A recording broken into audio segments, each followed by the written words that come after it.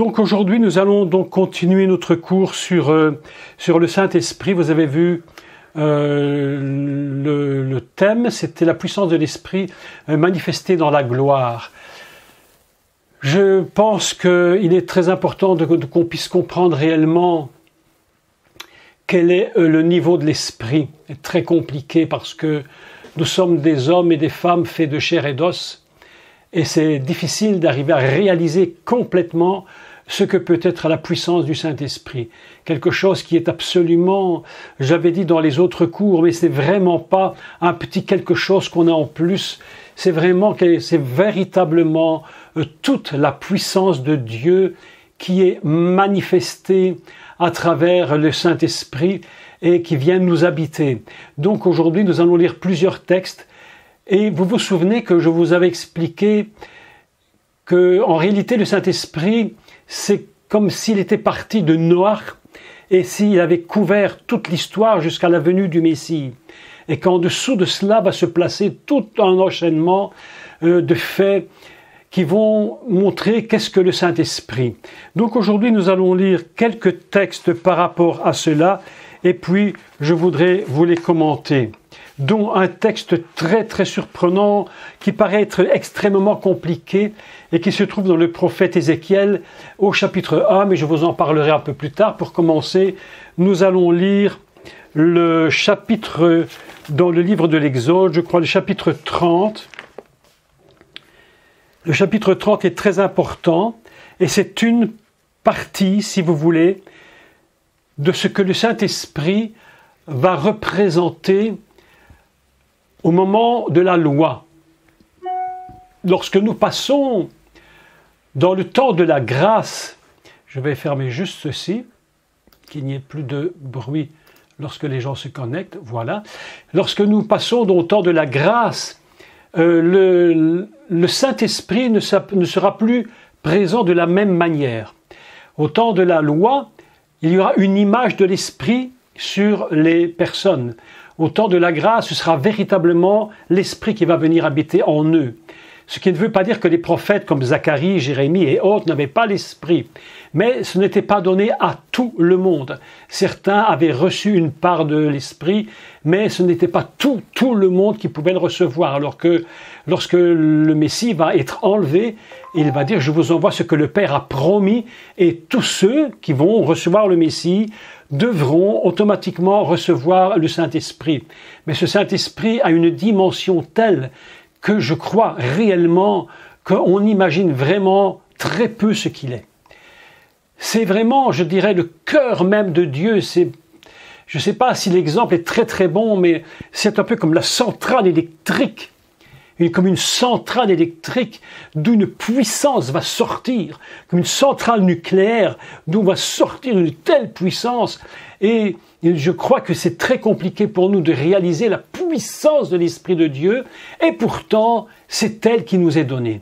Nous allons lire quelques textes pour commencer, et puis nous allons expliquer progressivement un peu les différents textes. Et nous prenons, si vous voulez bien, le livre de Shemot, c'est-à-dire le livre des noms, qu'on appelle donc l'Exode, le livre de Shemot. J'aime beaucoup l'expression hébraïque Shemot parce que les noms, c'est intéressant parce que ça parle des noms des personnes qui ont quitté l'Égypte, qui sont rentrées dans le désert, qui ont été jusqu'à la promesse, qui ont reçu. Ce sont les noms. Et ce sont les noms qui vont recevoir l'onction. Vous savez, mes amis, ce n'est pas... Ça peut paraître un peu étrange pour certains, la notion que je développe souvent, que ce n'est pas notre prénom qui va recevoir l'Esprit, mais c'est la notion du nom, c'est-à-dire ce que nous sommes réellement en nous. Ce que nous sommes réellement, je l'ai déjà expliqué 1000 fois, mais c'est quand même important de répéter que le baptême de l'Esprit, ce n'est pas sur un prénom qu'il vient. Il vient sur une nature que nous sommes réellement. Et c'est notre nature qui va être imprégnée complètement d'une dimension, mais absolument inimaginable, mes amis. Écoutez, je crois que nous devrions faire une prière sincèrement avant d'aller plus loin et de lui dire « Seigneur, s'il te plaît, mais fais-nous grâce d'ouvrir notre tête, nos esprits, que nous comprenions le minimum de ce que ton esprit peut représenter pour nous. Et si je pouvais comprendre le strict minimum, je crois que j'aurais déjà compris une immensité incroyable de quelque chose que nous ne pouvons même pas comprendre. Ça nous dépasse complètement. Je me dis, mais mon Dieu, mais toi, le Créateur, tu m'as donné cette onction. Mais comment? Mais est-ce que je suis conscient de ce que tu m'as donné? Est-ce que je sais ce que j'ai, le cadeau que tu m'as fait? Mes amis, nous avons besoin de faire cette prière, dire, mon Dieu, mais ouvre-nous l'esprit, ouvre au moins nos yeux. Et aujourd'hui, avec toute la grâce du Créateur de l'univers, nous allons lire un texte tout à l'heure qui va nous ouvrir les yeux sur quelque chose de l'esprit absolument, mais phénoménal. Et nous allons essayer de comprendre comment cet esprit en nous va produire une telle grâce, une telle puissance, mes amis. Il faut, dans les temps dans lesquels nous vivons, bon, je vais dire une bêtise parce que dans tous les temps, tout le monde disait la même chose. Mais enfin, dans les temps dans lesquels nous sommes, qui sont si compliqués, je crois que nous avons besoin d'une dose de l'Esprit de Dieu et d'une compréhension de ce qu'il est, absolument au-delà de tout ce que nous avons connu, parce que le monde tourne véritablement dans une catastrophe épouvantable, épouvantable. Donc, mais le Seigneur contrôle tout et il connaît tout. Et nous allons commencer notre lecture dans le livre de Shemot et au chapitre 30 et au verset 22. Nous sommes, n'oubliez pas, nous sommes dans une lecture qui est sous la loi. Nous sommes sous la loi de Moïse dans ce texte que nous lisons. Et la loi de Moïse, évidemment, c'est une ombre. Donc, nous allons essayer de comprendre à travers l'ombre. Et vous voyez comme c'est compliqué de comprendre à travers une ombre. Comprendre une chose dans une ombre, très compliqué. Je vous l'ai déjà expliqué, mais redisons-le encore une petite fois. L'ombre, elle varie toujours par rapport à la lumière et à l'objet. Si vous mettez un objet d'une façon ou d'une autre, l'ombre change. Donc aujourd'hui, nous allons placer l'ombre, l'objet, en dessous de la lumière pour avoir une idée de ce que se représente donc ce Saint-Esprit sous la loi. D'accord? Nous allons comprendre. Ce qui ne veut pas dire que tout ce que représente cet esprit sous la loi ne va pas être compris dans l'esprit réellement. Donc lisons le texte. L'Éternel parla à Moshe. J'aime toujours ces textes parce que, mes amis, je n'ai pas fait le calcul, mais il faut faire le calcul, où il est écrit à chaque fois, l'Éternel parla à Moshe, Vaidaber Elohim El Moshe les morts, si à chaque fois il fallait faire le calcul du nombre que c'est écrit, mes amis, c'est impressionnant. Je crois que la Torah est en train de nous dire, attention, la Torah, c'est moi l'Éternel. Tout vient de moi, c'est moi qui parle et tout le monde doit écouter ce que je vais dire. L'Éternel parla à Moshe et dit, prends des meilleurs aromates, 500 cycles de myrrhe. En français, on a traduit de celle qui coule d'elle-même. La moitié, soit 250 cycles de cinnamome aromatique, 500 cycles de casse selon le cycle du sanctuaire et un d'huile d'olive. Tu feras avec cela, pour l'onction sainte, composition de... Pardon, je recommence. Tu feras avec cela une huile, pour l'onction sainte, composition de parfumeur selon l'art du parfumeur. Ce sera l'huile pour l'onction sainte. Tu oindras la tente d'assignation et l'arche du témoignage. Écoutez les textes parce que vraiment, c'est extraordinairement important.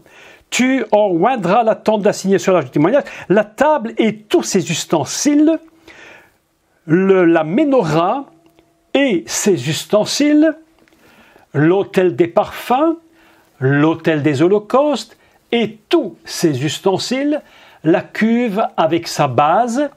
Tu sanctifieras ces choses et elles seront très saintes. Tout ce qui les touchera, écoutez, sera sanctifié. Vous imaginez le texte, vous imaginez la puissance la puissance de l'onction. C'est absolument phénoménal. Tout ce qui les touchera sera sanctifié. Tu oindras Aaron et ses fils, et tu les sanctifieras pour qu'ils soient à mon service dans le sacerdoce. Tu parleras aux enfants d'Israël et tu leur diras, ce sera pour moi l'huile de l'onction sainte parmi vos descendants. On n'en répandra point sur le corps d'un homme et vous n'en ferez point de semblable dans les mêmes proportions. Elle est sainte et vous la regarderez comme sainte. Quiconque en composera une semblable ou en mettra sur un étranger sera retranché de son peuple. Voilà un texte absolument important concernant le ministère. L'huile d'onction n'est pas une invention d'homme. L'Éternel dit, voilà les proportions de l'huile. Voilà comment vous la ferez. Ce n'est pas une invention humaine. Nous devons bien comprendre. Et la première chose qu'il nous dit, c'est que tu prendras des meilleurs aromates. Il précise les meilleurs. Il n'a pas dit des aromates tout simplement. Et Rachi va nous donner un commentaire important, nous disant qu'il va choisir le meilleur. Ce qui veut dire qu'il y aurait probablement de moins bonnes. Il va prendre ce qui est de meilleur. Et il va dire, vous commencerez par prendre de la myrrhe. Et la myrrhe est quelque chose de très très très important, bien entendu, puisque la myrrhe, ça se dit mar en hébreu, et ce mot signifie de l'amertume, quelque chose qui est amer. C'est quelque chose qui est doux à l'odeur, mais qui est amer. Et vous vous souvenez que lorsque les rois mages, c'est comme ça qu'on les appelle, sont venus donc pour adorer le bébé qui était né, l'enfant qui était né, ils apportent de la myrrhe, de l'or, de l'encens, et lorsqu'ils apportent de la myrrhe, ça représente la souffrance. Et la chose qui est tout à fait surprenante dans l'onction, et je pense que si beaucoup pouvaient comprendre cela, ils réfléchiraient à 2 fois avant de dire « Seigneur, donne-moi le Saint-Esprit et baptise-moi du Saint-Esprit ». Parce que si on te baptise pour la souffrance, mais tu te dis « Mais pourquoi aller à Dieu ?» Alors qu'en réalité, mes amis, la souffrance, c'est grâce à cette souffrance que le Messie a pu aller jusqu'à la croix et nous libérer. Autrement dit, ce que le Messie a été, nous-mêmes, nous devons l'être. Et c'est vrai que lorsque nous sommes enfants de Dieu, je vous assure qu'on peut véritablement passer par des souffrances. Lorsque vous êtes devant des personnes qui vous maltraitent parce que vous êtes croyant, parce que vous avez l'Esprit de Dieu. Je lisais encore tout à l'heure je ne sais plus dans quel pays d'ailleurs, je ne me rappelle plus, mais j'ai vu ça tout à l'heure, un monsieur, et parce qu'il avait pris la Sainte Seine un dimanche à l'église, dans un pays, je ne sais où, et il a été surpris à prendre la Sainte Seine, il a été battu de 80 coups de fouet, parce qu'il a pris un petit peu de vin, mes amis, à la Sainte Seine, tout simplement. Mais vous imaginez, ça, c'est quelque chose de terrible. Aujourd'hui, j'ai parfois l'impression que les chrétiens ont tellement peur de souffrir, ils ont tellement peur de ce qui peut arriver, qu'ils sont prêts à abandonner. Mais l'onction te donne non seulement la capacité de souffrir, mais la capacité de supporter.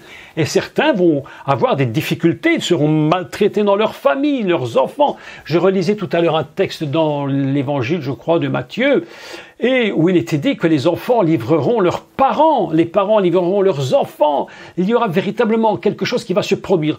J'entendais quelque chose d'absolument terrible. Il y a 2 jours, on me disait qu'on est en train de mettre en place, écoutez, je vais vous dire ce que je crois de cette histoire, mais là c'est vraiment, je crois qu'on est mal parti à ce niveau-là. Je crois qu'on veut mettre les enfants, je ne sais pas en Belgique ou en Suisse ou au Canada, mais en tout cas en France, ils veulent mettre les enfants à l'école à partir de 3 ans. Je vais vous dire franchement ce que je crois de cette histoire. Moi aujourd'hui, je n'ai plus rien à perdre dans toutes ces choses. Au point où on en est, il faut dire la vérité. À 3 ans, un enfant, il a besoin d'être avec ses parents. C'est encore un bébé. Il faut encore lui donner quasiment manger. Il faut encore l'habiller. Il n'est pas à même de quitter ses parents.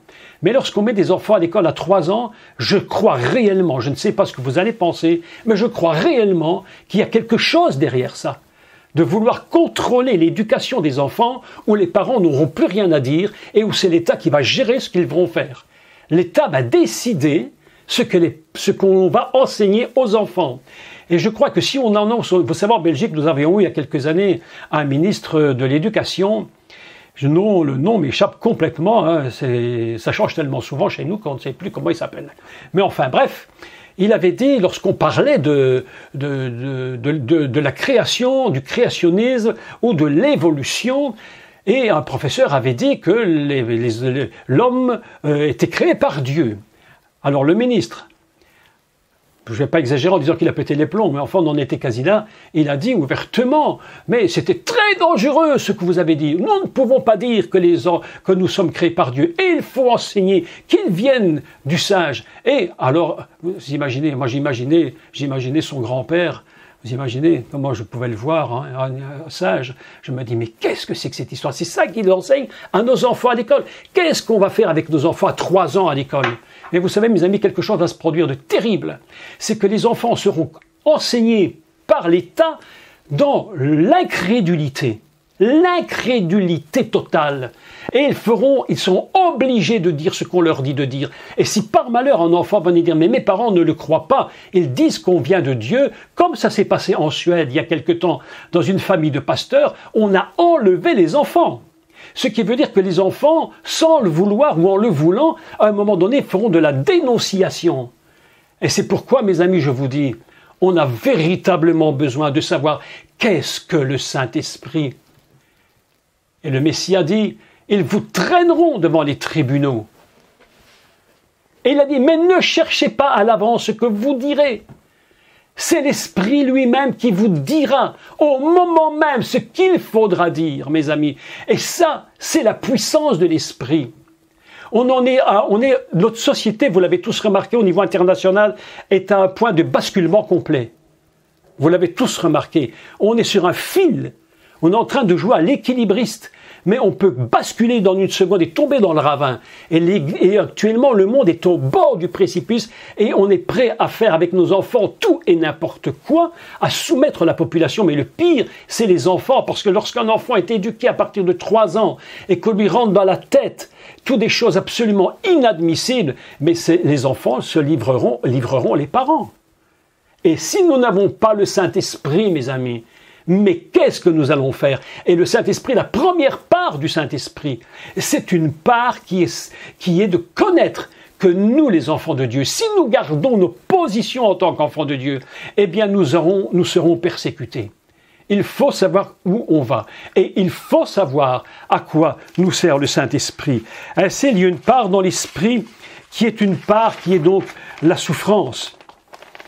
Maintenant, ce que je vais vous lire maintenant, tenons-nous bien clairs, je n'ai pas inventé ça moi-même, je ne l'ai pas découvert moi-même, je l'ai appris et je vous dis ce que j'ai appris. Je le mets entre parenthèses parce que malgré tout c'est intéressant de le dire, mais il faut savoir ce que représentent les ingrédients. Nous avons donc ce qu'on appelle la cinnamome, et la cinnamome représente, selon les théologiens, ceux qui ont fait de l'étude là-dessus, représente donc l'humilité de l'homme devant Dieu. C'est très bien d'avoir l'onction, mais l'onction n'est pas faite pour nous enorgueillir. L'onction est faite justement pour nous garder dans l'humilité.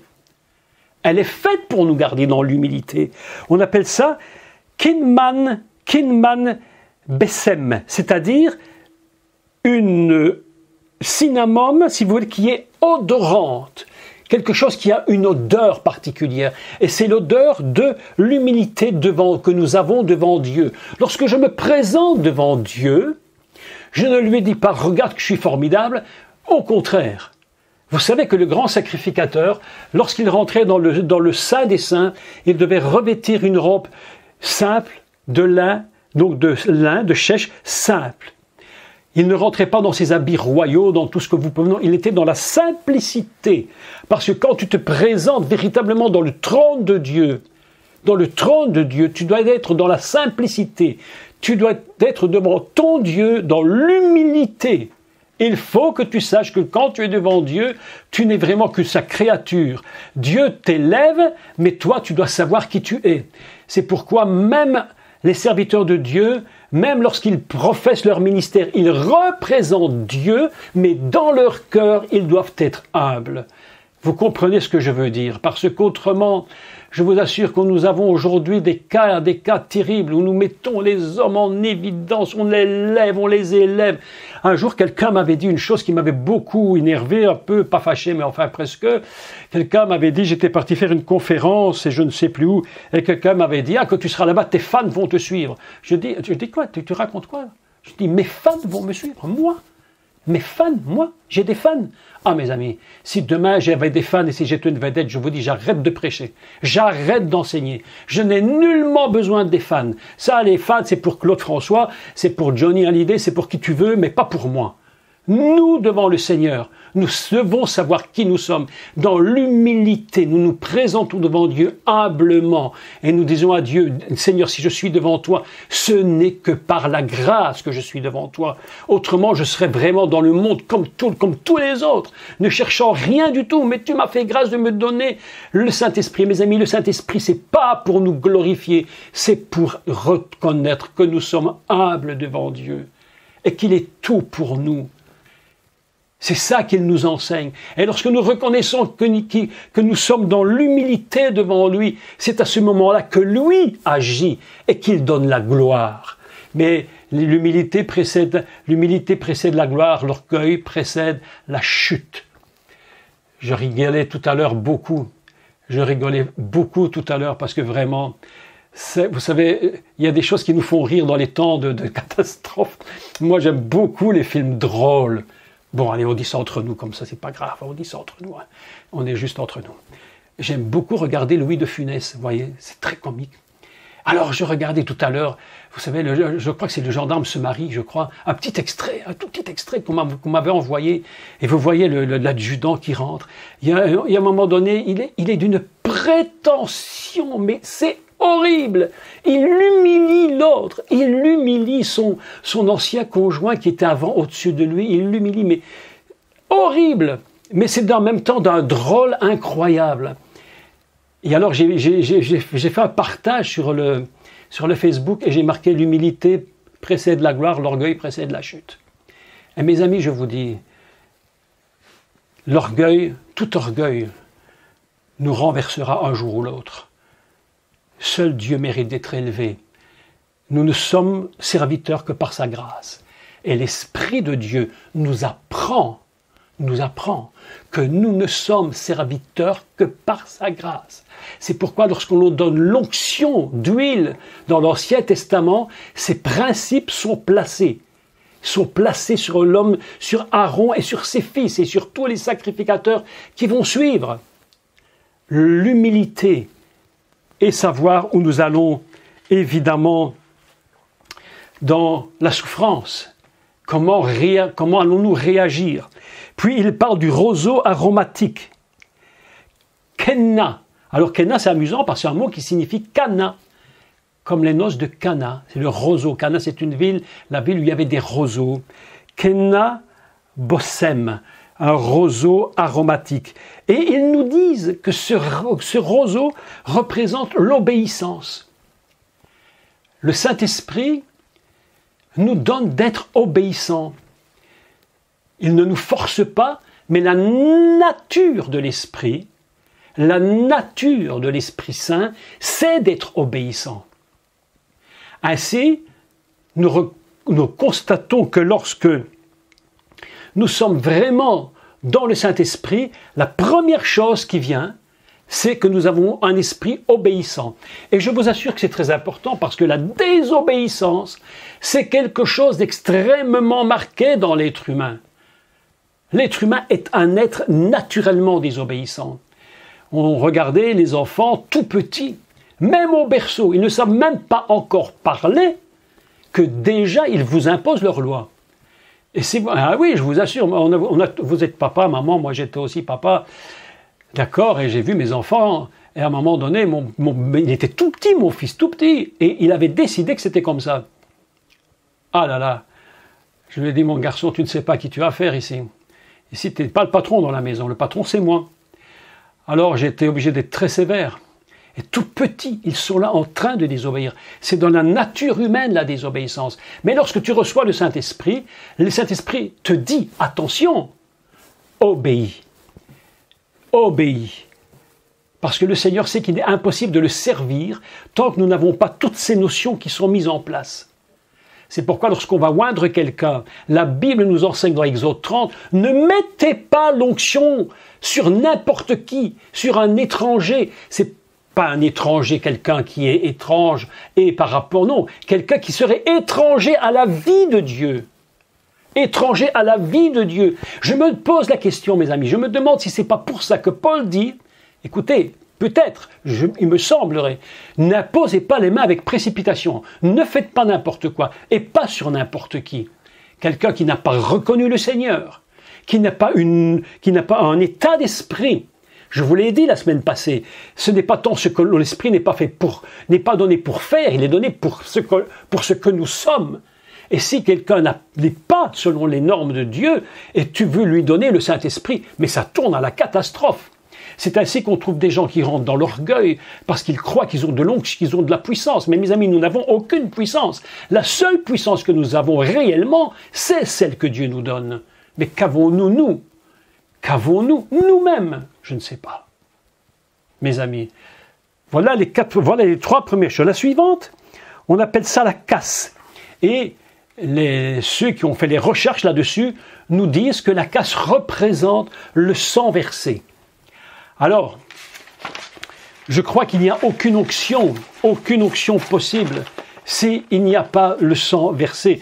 Parce que le Saint-Esprit n'est donné que lorsqu'il y a une alliance. Et l'alliance est toujours marquée par le sang. Toujours marquée par le sang. Et alors, la dernière notion, on pourrait parler très longtemps sur tout cela, mais le dernier point qui me paraît extrêmement important, c'est ce qu'on appelle donc Shemen Zayit. Le Shemen Zayit, c'est l'huile d'olive. Et l'huile d'olive, elle n'est pas produite n'importe comment, mes amis. L'huile d'olive, pour l'onction, la Torah nous enseigne qu'elle sera produite à l'intérieur du tabernacle.